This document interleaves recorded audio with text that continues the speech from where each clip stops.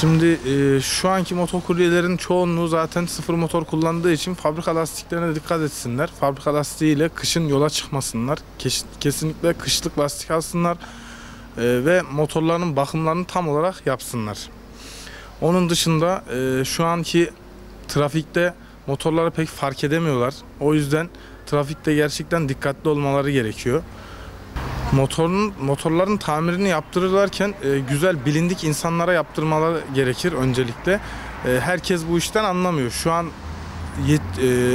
geriden gelen eleman olmadığı için, yani yetiştirme olmadığı için insanlar çıraklık yapmadan ustalık yapmaya çalışıyorlar. O yüzden de motokuryelere sıkıntı yaşatan ustalar olabiliyor.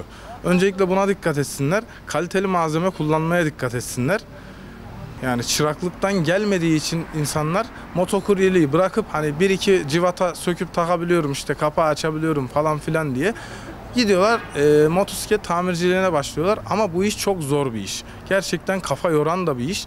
Yani kolay kolay çıraklığını yapmadan bu işin ustalığını yapamazsın. O yüzden eskiden motokurye olmuş arkadaşlar, tamirci açan arkadaşlara gitmesinler.